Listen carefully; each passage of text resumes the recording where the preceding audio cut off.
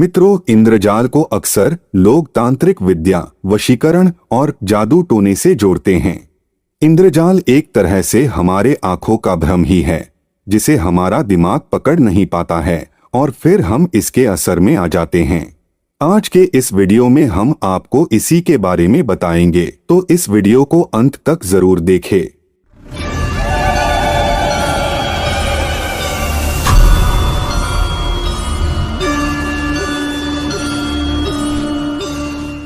मित्रों, इंद्रजाल एक प्राचीन विद्या है जो कि भारत से ही शुरू हुई और अब पश्चिमी देशों में भी लोकप्रिय हो गई है। इंद्रजाल को जादू विद्या कहना गलत नहीं होगा, हालांकि इस विद्या का गलत इस्तेमाल भी बहुत हुआ है और आज तक भी होता आ रहा है। यह विद्या बहुत ही भ्रांति युक्त विद्या है। इसके अंतर्गत मंत्र, तंत्र, मोहन, उच्चाटन, वशीकरण, नाना प्रकार के कौतुक, प्रकाश एवं रंग आदि के प्रयोजनीय वस्तुओं के आश्चर्यजनक खेल, तमाशे आदि कई चीजें आती हैं। परंतु यह काला जादू के लिए ही सबसे ज्यादा प्रचलन में है। इंद्रजाल जो नाम से ही पता चल रहा है कि ये देवराज इंद्र से जुड़ा है। इंद्र को छल, कपट या चकमा देने वाला माना जाता है, इसलिए इस विद्या का नाम इंद्रजाल पड़ा।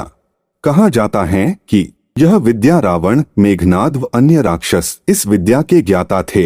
इंद्रजीत तो इस विद्या के महाज्ञानी थे, क्योंकि वह युद्ध क्षेत्र में भी बादलों में छिपकर प्रहार करते थे।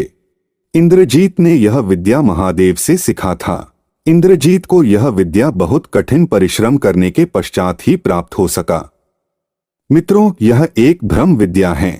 इस विद्या से किसी को भी भ्रमजाल में फंसाया जा सकता है और उन्हें अपने इच्छा अनुसार नचाया जा सकता है। जो इस विद्या का अभ्यास करते हैं उन्हें ऐन्द्रजालिक कहते हैं। आजकल इसे जादू का खेल कहते हैं। आप सभी ने तो सर्कस में करतब दिखाने वाले, सड़क पर जादू के तमाशे दिखाने वाले आदि व्यक्ति को जरूर देखे होंगे, या फिर आप ऐसे जादूगर को जरूर देखे होंगे जो गर्म लोहे को अपने मुंह में रख लेते हैं, गर्म जंजीर से अपने शरीर पर मारते हैं, जीवित मनुष्य को दो टुकड़े में बांट देते हैं। ऐसे बहुत सारे अद्भुत दृश्य को दिखाते हैं जो वास्तव में किसी चमत्कार से कम नहीं लगता है। ये सभी इन्हीं विद्याओं का प्रयोग करते हैं। यह विद्या ऐसा है जिससे देखने वाले व्यक्ति भ्रम में आ जाता है। उस व्यक्ति को वही दिखाई देता है जो ऐन्द्रजालिक चाहते हैं।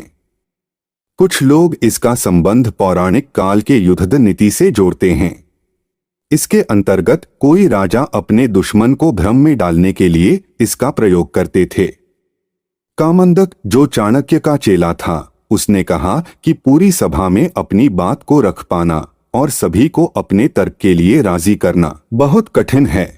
इसलिए उन्होंने इंद्रजाल को राजनीति में प्रयोग के बारे में सुझाव दिया।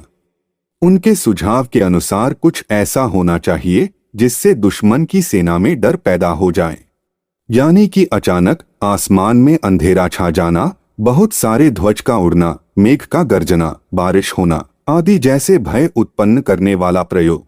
ऐसा करने से सामने वाले शत्रु के समूह में भय उत्पन्न हो जाता था और उनकी सारी सेनाएं छिन्न भिन्न हो जाते थे। यह सब केवल इंद्रजाल से ही हो सकता है। असल में इंद्रजाल वह है जिस पर हमारी आंखें, दिल और दिमाग विश्वास करने के लिए राजी न हो। अक्सर हमें लगता है कि यह हमारी आंखों का धोखा है, परंतु यह दिमाग की चतुराई से होता है। जादूगरों के हाथ हमारी नजरों और दिमाग से कई तेज होते हैं, इसी कारण हम जादू को समझ नहीं पाते। आप यह सुनकर चौंक जाएंगे कि इंद्रजाल नाम की एक जड़ी भी है। यह समुद्री इलाके में पाई जाती है, परंतु यह सारे समुद्री इलाकों में नहीं मिलता है। इसका अलग क्षेत्र है। माना जाता है कि यदि इसे साफ कपड़े में लपेटकर पूजा घर या मंदिर में रखे तो अनेक प्रकार के लाभ होते हैं। इस जड़ी के बारे में यह भी कहा जाता है कि यह किसी भी टोने टोटके को बेअसर कर सकती है। इंद्रजाल की महिमा डामर तंत्र, विश्वसार, रावण संहिता आदि ग्रंथों में बताई गई है।